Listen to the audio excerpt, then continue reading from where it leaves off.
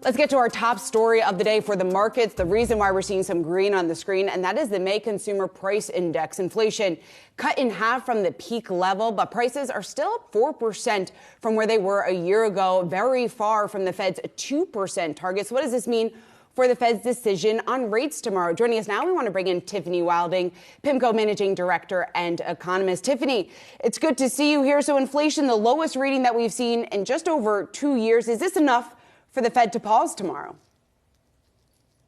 Yeah, I mean, I think that they were pretty clear that they do want to pause at the June meeting.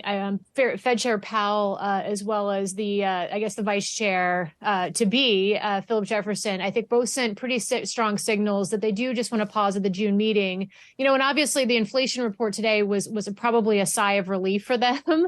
In that regard, you know, but I do think this is one print. It's moving in the right direction, which is fantastic. But they're going to feel like they're not out of the hot water yet.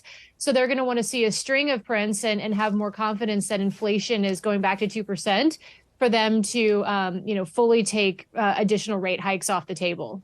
Tiffany, Diane here. I want to ask you, is this a sustainable path downward? We are seeing inflation starting to improve. It has been sticky, but again, this is a level that we haven't seen in quite some time now.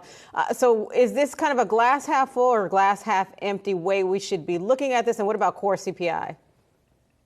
Yeah, well, I mean, so we've said that, you know, obviously there's still pandemic related effects that are impacting the global economy, the global manufacturing process, and obviously domestic inflation. And we've said for CPI, you know, going from 8 to 4, for example, will be relatively easy because you still have those pandemic related effects that were fading. Obviously, energy prices that have come down, they haven't doubled this year. So that's been quite helpful. But then going from 4 to 2, you know, would take a little bit more time. So we do think there's still some road ahead of us here. Our own forecasts do have core CPI inflation going down to 2%.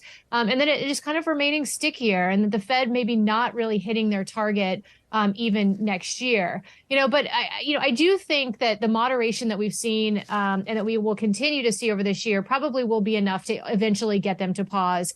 We think they probably hike rates again in July, but after that, they're probably pretty close to the top of their rate hiking cycle at this point. Tiffany, if the Fed does stop, at least for now, or pause tomorrow, is it harder to restart at all once they pause, just given what that could signal here to the markets? Well, you know, I think that the Fed has, as they always do, a bit of a tricky task for communication, because ultimately their job is to keep financial conditions tight today.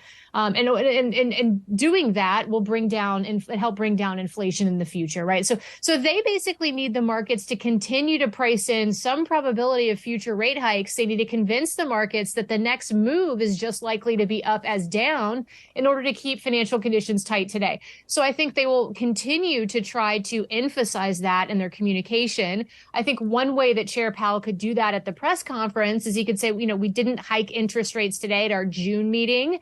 However, it's possible that we could hike interest rates again at future meetings. We could even move to an every other meeting pace, and then obviously being data dependent within that framework. So I think he's basically, all of this is to say he's going to do whatever he can to, to continue having traders think that there's some probability of additional rate hikes in the future, you know, even if they are what turns out to be at the top of the rate hiking cycle.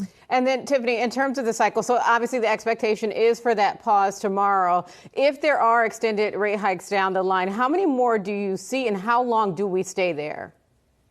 Well, you know, I think it really is obviously going to depend on the economy. And I think the Federal Reserve officials need to see more evidence. You know, I think both in the inflation data, you know, as well as in the labor market data, the tight labor market is resulting in upward pressure on wage inflation. They need to see clear evidence in both of those indicators that, that monetary policy is working.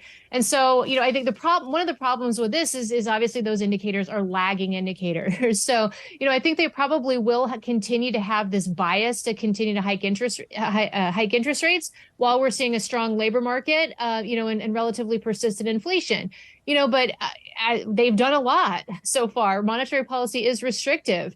this will filter into the economy. We think it will start to slow things down more obviously in the second half of this year. And when that happens and things become more obvious, then they'll probably feel more comfortable to stop hiking interest rates. Tiffany, how big of a slowdown then are you expecting in the second half of the year? And you just mentioned the labor market part of all this. How much slowdown, or what do you think the employment picture needs to look like in order to see substantial improvement from here on inflation?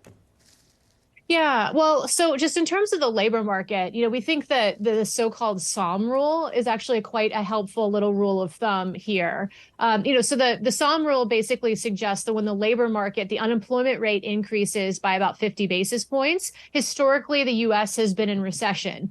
So we think the Fed officials on a real-time basis will probably use something like that rule. So they'll probably need an increase in the unemployment rate by 50 basis points or more, before they, start cutting interest rates, for example, when and have confirmation that the U.S. is in recession.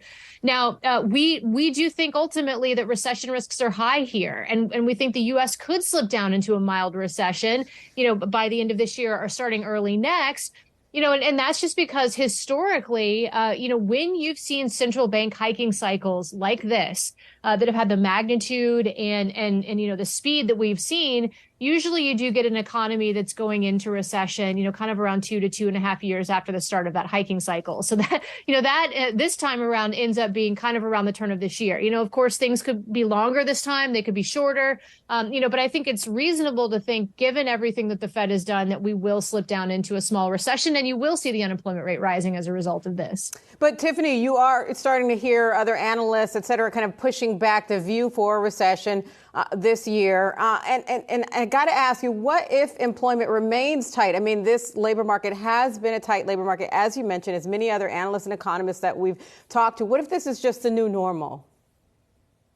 Well, I think ultimately it's a little bit tricky, right? Because it can't be the new normal in some sense, because the Federal Reserve doesn't want inflation where it currently is. They do want to get inflation back to 2%. Maybe they allow it a little bit above that. But so because they don't want inflation lingering at these higher levels, this can't be the new normal for the labor market. They need some labor market weakening in order to get inflation back to those levels. So I think ultimately the question here is, what level of the federal funds rate of interest rates, what level do they need to be in order to get that weakening labor market? And I think that's kind of what we're probing for right now. 5% is a level that, we think is restrictive, but it might turn out that it's not restrictive enough, in which case, the Fed will have to hike interest rates more. On the other hand, though, it's certainly possible that, we haven't seen the full effects of monetary policy tightening. And when we do start to see that, it could become very clear late this year into 2024 that, the Fed has done enough to get inflation back down. So, obviously we'll just have to see. We will see, and we'll see what the message is from Powell tomorrow. Tiffany Wilding of PIMCO, thanks so much.